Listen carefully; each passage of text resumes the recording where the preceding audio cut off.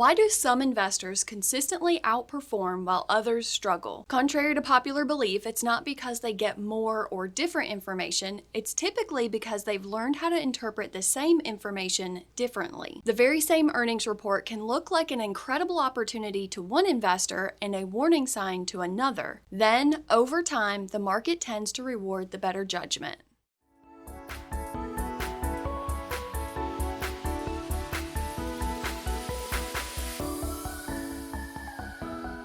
Welcome back to Pointe Perspective, where each week we break down the markets, the economy, and the financial decisions that shape your future. If you don't have time to watch every episode every week, we also publish a newsletter highlighting the biggest takeaways, and you can subscribe using the link below. I'm Christiana Lovelace. I'm a licensed financial advisor, an accredited asset management specialist, and the founder of Diamond Point Financial. Today's discussion is all about expectations and investments. We'll continue following earnings season by looking at three of the market's biggest companies, and we'll evaluate the bull versus bear conversation on each one. We'll also review the Federal Reserve's latest meeting results and why we saw so much volatility last week. Then we'll begin a new series on portfolio management. We're focusing on what items to consider before a portfolio is ever built. Every week, my goal isn't to overwhelm you with financial information. It's to help you become more confident and informed when making financial decisions. Whether you choose to manage your finances yourself or work with a professional, understanding these concepts could help you ask better questions, recognize more opportunities, and avoid costly mistakes. If you'd like to learn more about Diamond Point Financial, I encourage you to visit our website where you'll find more about our planning philosophy, our 4 cornerstones, and the point process.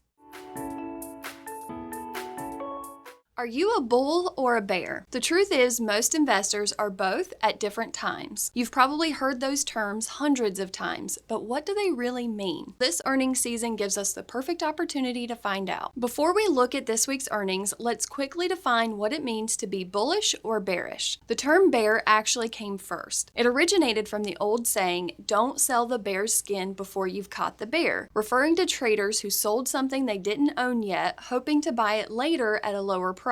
Over time, investors also began using the way each animal attacks as an easy way to remember the market sentiment. A bull thrusts its horns upwards, and a bear swipes its paws downward. Now, those movements have become shorthand on Wall Street. If an investor is bullish, they generally believe a company, sector, or market is likely to move higher. If they're bearish, they believe prices could move lower. Of course, you have to understand that these aren't predictions or guarantees. They're just opinions about where investors believe a company, sector, or the market may be headed. So let's start with Apple. Apple delivered another solid quarter. Revenue and earnings both exceeded expectations, while they set new records in iPhone, Mac, and services revenue. Many investors who are bullish on Apple believe the strongest competitive advantage is their own ecosystem. Millions of customers continue to buy Apple products while also paying for Apple services, and that recurring revenue provides stability. The bears aren't necessarily questioning Apple as a company, they're questioning the stock's valuation. They believe today's stock price might already reflect much of tomorrow's growth. Now, let's look at Microsoft. Microsoft had a strong quarter. Revenue is up 17% year over year. They beat expectations and saw a surge in cloud services revenue. Bullish investors believe Microsoft is positioned at the center of one of the largest technology shifts we've seen in decades. Much of that growth continues to come from Azure, Microsoft's cloud computing business, and management reassured investors that demand for artificial intelligence remains exceptionally strong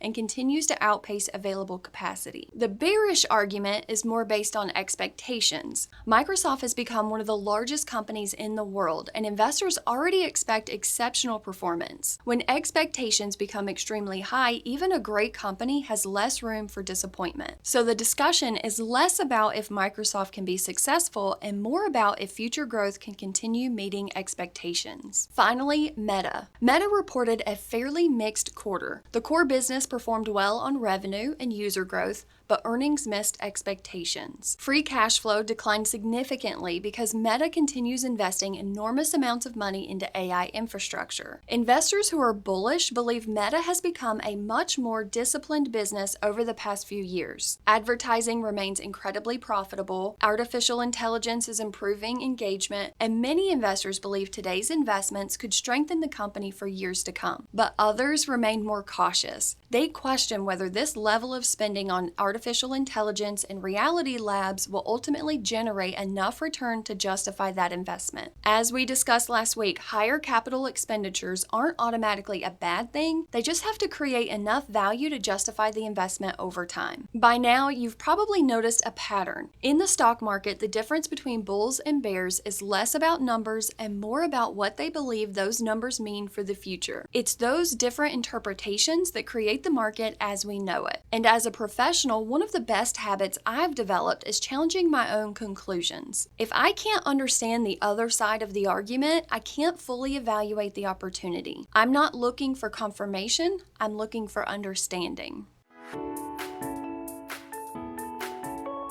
One press conference moved hundreds of billions of dollars last week. It wasn't because the Federal Reserve left interest rates unchanged, because that was widely expected. Markets reacted more to Chairman Warsh's comments during the press conference and what they suggested about inflation, the economy, and the direction of monetary policy. The Federal Reserve declined to provide forward guidance, emphasizing instead that future policy decisions will depend on incoming economic data rather than predetermined plans. That's not necessarily a bad thing, it simply acknowledges that the economic outlook remains uncertain, and markets don't generally like uncertainty. The committee also reiterated that inflation remains above its long-term target. If you'll remember our discussions from just a few months ago, investors were debating whether the Fed would leave rates unchanged or begin lowering them. But today, that conversation has shifted. The question is no longer whether rates will come down soon, it's whether they may need to remain higher for longer. And in fact, 3 members of the committee voted in favor of raising rates. You'll often hear this described as the Federal Reserve becoming more hawkish. A hawkish Federal Reserve is generally more concerned about inflation and is more willing to keep interest rates higher or even raise them in order to slow the economy. A dovish Federal Reserve is typically more focused on supporting economic growth and employment, making lower interest rates more likely. So while interest rates didn't change, expectations did. And as we've discussed all year, markets don't just react to what happened, they react to what investors believe will happen next.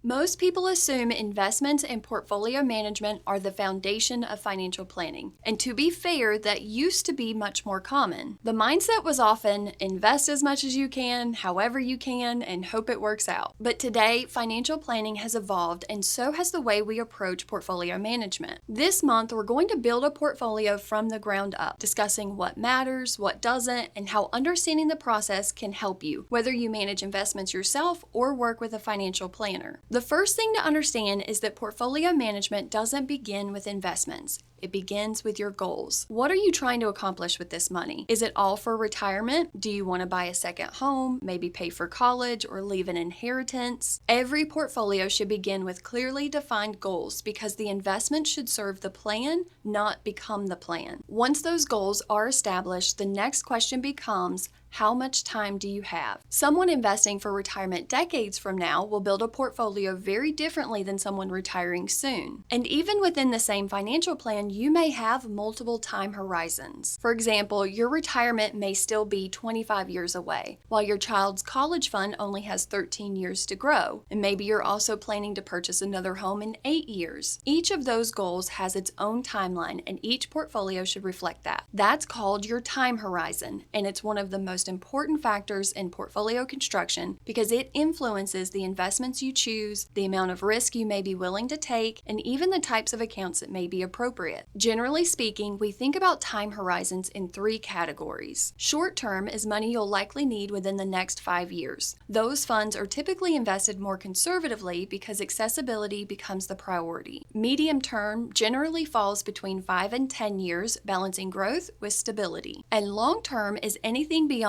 10 years, where investors typically have more time to ride through periods of market volatility. Next week, we'll build on this discussion by talking about risk tolerance and how it works together with your time horizon to influence portfolio decisions. Only after those conversations do we begin building the portfolio itself. We'll begin evaluating investment opportunities together, and I'll share some of the most common mistakes I've seen individual investors make over the years. At Diamond Point Financial, we believe financial plans should drive portfolios, not the other way around. A portfolio without a clear purpose is just a hobby, but a well-designed financial plan gives every investment a purpose. Before we wrap up, I want to share a few exciting updates here at Diamond Point Financial. Over the past several weeks, we've been making a number of improvements. First, we're excited to welcome Fanny Carbeau to the Diamond Point team. She joined us through our advisor development track. She'll be helping us enhance the client experience while supporting many of the communication initiatives here in the office. We also launched our newly designed website. Along with a refreshed look, we've added a dedicated client access page and expanded our educational resources to make it easier to find the information you're looking for. And keep an eye out over the next few weeks because you'll also notice some changes to the Pointe Perspective newsletter. Our clients have shared some thoughtful feedback, and we're refining the layout to make it easier to read, quicker to reference, and more valuable as a resource you can come back to over time. As our firm continues to grow, our mission remains the same: to make financial education more approachable, financial planning more intentional, and the client experience better today than it was yesterday. If you have questions about your own financial situation and you'd like to learn more about Diamond Point Financial, you can visit our website using the link below. I hope our discussion today offered some useful perspective, so until next week, take care.